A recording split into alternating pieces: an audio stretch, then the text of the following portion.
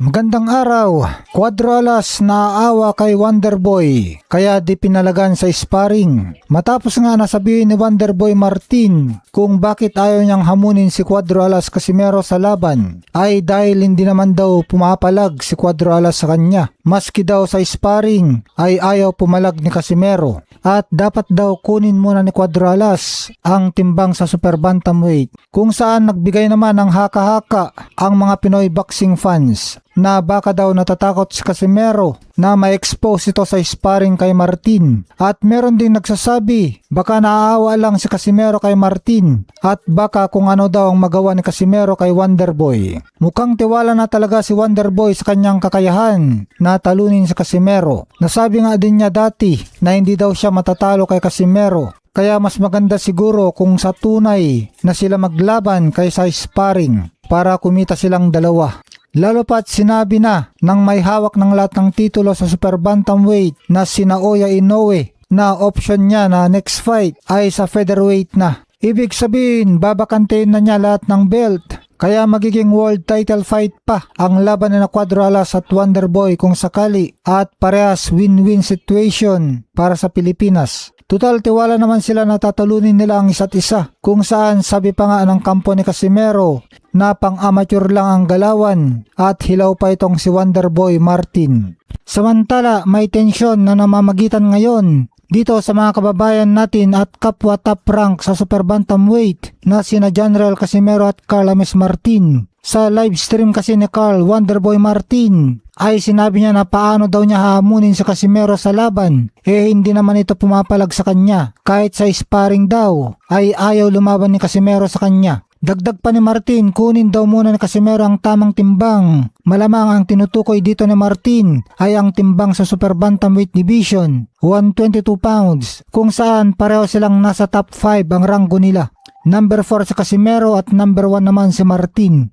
Nauna naman nang sinabi ng kapatid at head trainer ni Cuadro Alas na si Kuya Lods Jason na ayaw daw nilang patulan si Wonderboy dahil meron pa daw gatas sa labi si Martin at pang-amateur pa lang daw ang galawan nito. At kung gusto daw ni Martin na lumaban kay Cuadro Alas ay talunin muna nito ang matigas na si Filipos Ngitumbua na matagal nang humahamon kay Martin. Bago pa man ito, nasabi din ni Wonderboy na hindi mananalo sa kanya sa Casimero at handa na daw siyang kalabanin ang mga world champion na sina Junto Nakatani at Naoya Inoue, at kung tatamaan daw niya si The Monster ay sasaktan daw niya ito. Ngayong nasa option na ni Naoya Inoue ang umakyat sa featherweight, lalo pa at tumatanggi pa na lumaban sa kanya si Bam Rodriguez pag umakyat na sa featherweight si Inoue para kunin ang kanyang 5 division champion, ay babakantayin nito ang lahat ng belt niya sa super bantamweight. Kaya pwedeng maglaban sina Carl Ames Martin at General Casimero para sa bakanteng WBO super bantamweight belt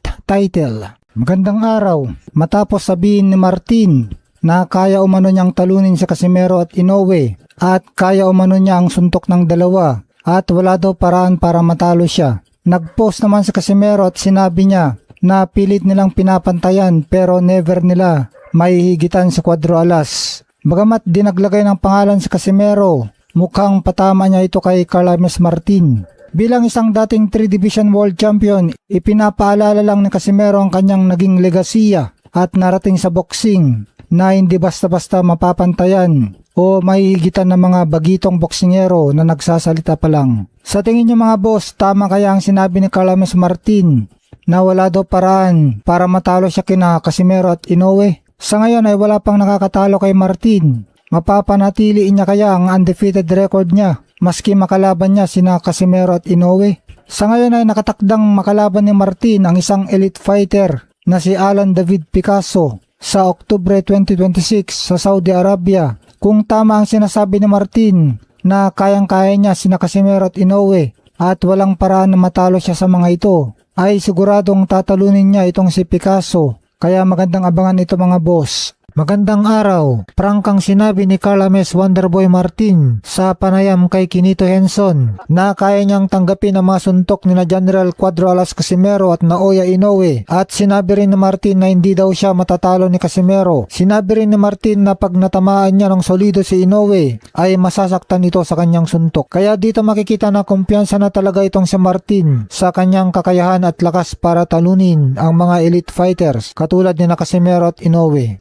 Undefeated itong si Martin at number 1 contender ng WBO Super Bantamweight. Binalikan naman ng mga fans ang naging payag ni Jason Casimero, kapatid at trainer ni Cuadro Alas, kung saan sinabi nito na 0.1% chance lang ang pag-asa ni Martin na manalo kay Inoue. Sobrang napakaliit na chance ito. Biruin mo, wala pang 1%, halos 0% na ito. Kaya para na rin sinabi ni Jason na wala talagang pag-asang manalo si Martin kay Inoue. Idinagdag pa ni Jason na hilaw pa at tila pang amateur lang ang galawan ni Martin noong makalaban si Ruben Tostado, kaya hindi pa daw handa itong si Martin sa mga big time fights. Kaya halos sinabi na rin ni Jason na walang panama itong si Martin sa utol niya na si General Casimero. Masusubukan naman ang tibay ni Martin sa darating na October 23 sa Riyadh Season, Saudi Arabia, kung saan undercard siya sa laban ni Canelo Alvarez versus Christian Mbili, kung saan makakasagupa ni Martin ang dekalibreng boksingero na si Alan David Picasso. Kaya kung sa uling laban ni Martin ay pambarangay at pangpiesta lang ang venue ayon kina Casimero, ay ngayon ang susunod na laban ni Martin ay pang big time na sa Saudi Arabia.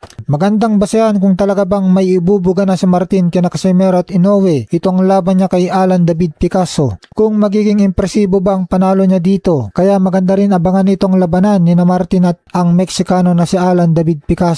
Lalo pat gigil itong si David Picasso sa mga Pinoy, partikular kay General Casimero dahil sa pambabastos umano nito sa kababayan niya na si Luis Neri. Nabastusan nga itong si Picasso kay Casimero dahil sa dami ng trash talking ni Casimero bago ang laban. Ayon kay Picasso na marumi daw ang galaw ni Casimero, may pagkakataon daw na sinuntok pa rin ni Casimero si Neri kahit bagsak na ito. Kaya hinamon nga ni Picasso si Casimero at tuturuan daw niya ito ng leksyon. Kaya dahil dito ay siguradong paggigigilan nitong si Picasso si Martin sa laban nila. Mukhang pag-aandaan talaga ni Martin si Picasso dahil halos 4 na buwan itong magsasanay. Lilipad na nga daw si Martin at ang kanyang kampo patungong Amerika upang doon mag-ensayo sa ilalim ng gabay ni Hall of Famer Coach Marvin Somodio na trainer din ni Mark Magsayo. Ito naman ang masasabi ng mga fans. Pinaalalahanan si Martin na huwag magmadali dahil wala pa siyang napapatunayang malaki laban sa mga elite o top tier na boksingero. Marami ang nagsasabing dapat muna niyang pagtuunan ng pansin at talunin ang kanyang mga kasalukuyang kalaban tulad ni Picasso bago mangarap na harapin sina Casimero o Inoue. May mga bumatikos din na protektado umano ang kanyang undefeated record ng MP Promotions at karamihan sa mga nakaharap niya